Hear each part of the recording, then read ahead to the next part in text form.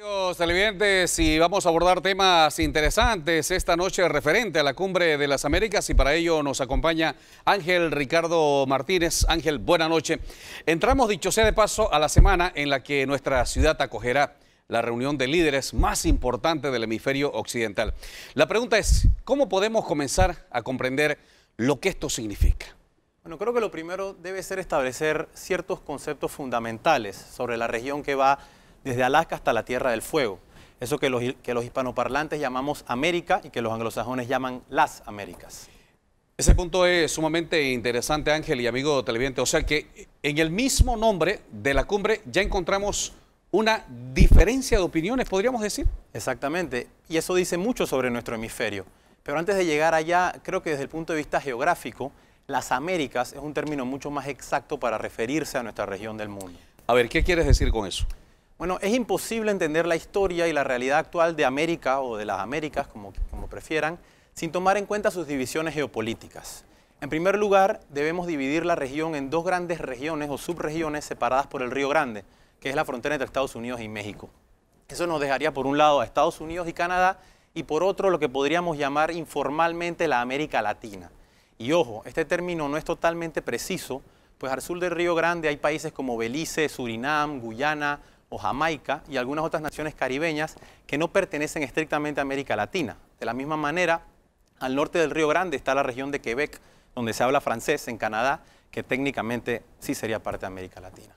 Ahora, esta América Latina, a la que nos vamos a referir, está definida a su vez o limitada por tres grandes barreras geográficas: el Mar Caribe, la selva amazónica y la cordillera de los Andes.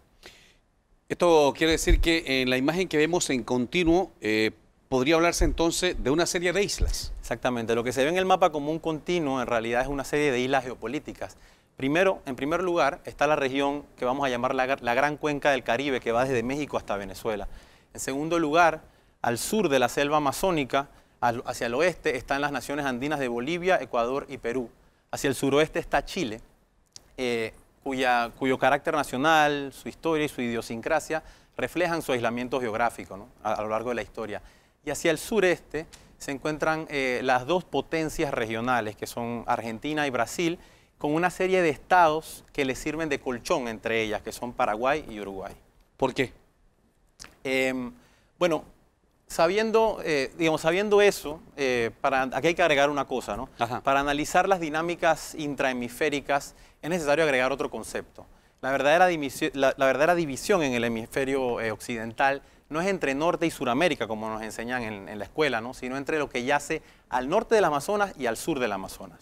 A ver, ¿y cómo entra lo que es el tema de la selva amazónica específicamente en esto? Bueno, porque la principal característica política de las Américas, del hemisferio occidental, es la presencia en ella de la potencia más importante del mundo, que es Estados Unidos. Eso lo condiciona todo, y por ende las dinámicas más importantes de la región están ligadas a Washington de una manera u otra. Y el tema específico de la región andina, ¿cómo queda específicamente lo que es Bolivia, Ecuador y Perú? Bueno, en general la barrera que supone el Amazonas es tan formidable que disminuye drásticamente la importancia para Estados Unidos de todo lo que ocurre a su sur. Eso incluye a Bolivia, Ecuador y Perú. O sea, para efectos geopolíticos, Estados Unidos y, digamos, Argentina o Brasil están en planetas distintos. Para Estados Unidos es más importante lo que sucede en Europa o en Asia, a veces en Medio Oriente, como vemos en las noticias, que lo que ocurre al sur del Amazonas. Y en el caso muy específico de la región del norte de Amazonas. Bueno, ahí se invierte, eso es todo lo contrario. Ajá. La cuenca del Caribe, que va de Venezuela hasta México, de la que nosotros formamos parte como panameños, no solamente es importante para Washington, es la base sobre la que descansa su poder a nivel global, a nivel planetario. Pero Bien, de eso vamos a hablar, Ángel Ricardo Martínez, de eso vamos a hablar mañana, cuando examinemos lo que es, como ustedes pueden apreciar, la geopolítica estadounidense a fondo. Pero vamos a volver al tema. ¿América o las Américas? Es otra gran interrogante. exacto, bueno, yo creo personalmente que como todo concepto es una cuestión secundaria, ¿no?, más de ideas y de lingüística que de realidades físicas, ¿no? Como la primera expresión, América, es un producto típico de nuestros países latinoamericanos, ¿no?, de esa América que, digamos, a pesar de las montañas y las selvas que nos separan, percibimos como unida, ya sea por lengua, por religión, por historia o cualquier otro factor. De hecho, el ideal de una Latinoamérica unida ha sido un tema recurrente en la literatura, en la poesía, en la idiosincrasia de nuestra región, y eso no se puede ignorar. Por otro lado, el término las Américas, o The Americas en inglés, es eminentemente anglosajón y reconoce de salida que América no es una, sino muchas. Ahora, eso no quiere decir que todos los países de la región no tengamos cosas en común, todos pertenecemos al Nuevo Mundo. Eso quiere decir que todos fuimos colonizados en algún momento de nuestra historia por potencias europeas y prácticamente todos poseemos sociedades con una pluralidad de razas, de religiones y de costumbres que contrastan fuertemente con la tónica del resto del mundo. Y sin duda, aún así, hablar de Américas involucra pluralidad y eso también trae diferencias que deben ser tratadas, por supuesto. Exactamente, y para eso sirven estos foros. La cumbre que empieza el viernes aquí en Panamá se llama Cumbre de las Américas y no es casualidad, porque se organiza en el marco de la OEA, cuya sede está en Washington, que es la capital de esa potencia que, como mencionábamos, lo condiciona todo, tanto aquí en el hemisferio como en el mundo entero, y que encima esa potencia nunca se ha sentido particularmente unida al resto del continente, ¿no? Sabemos que las relaciones no han sido las mejores a lo largo de la historia. En consecuencia, la OEA está lejos de ser un foro visto positivamente por todos sus miembros.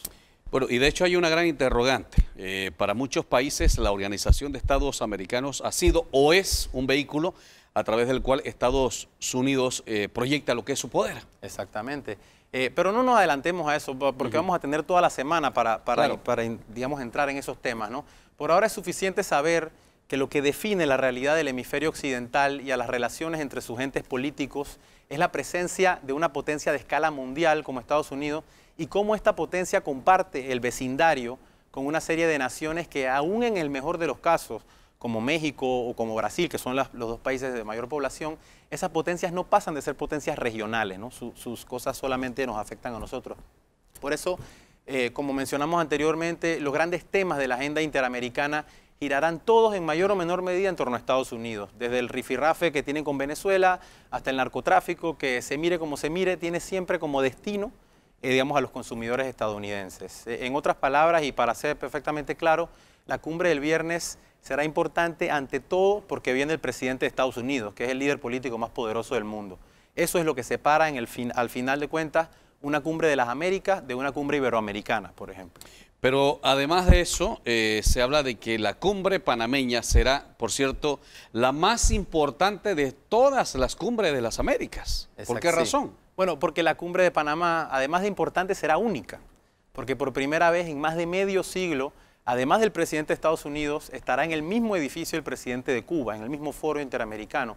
Y Cuba es el país cuya ausencia de la OEA, ya sea por suspensión o por voluntad propia, como desde el 2009, ha supuesto una de las mayores fuentes de tensión entre estos dos bloques que mencionamos, lo que hay al norte y al sur del Río Grande. Así que si se cumplen las expectativas, vamos a presenciar momentos históricos este fin de semana. Ángel, te agradecemos el que hayas estado con nosotros esta noche y como bien lo dijiste, durante toda la semana vamos a seguir haciendo análisis en relación y previo a lo que va a ser también el evento de la Cumbre de las Américas aquí en nuestro país. Gracias por estar con nosotros esta noche.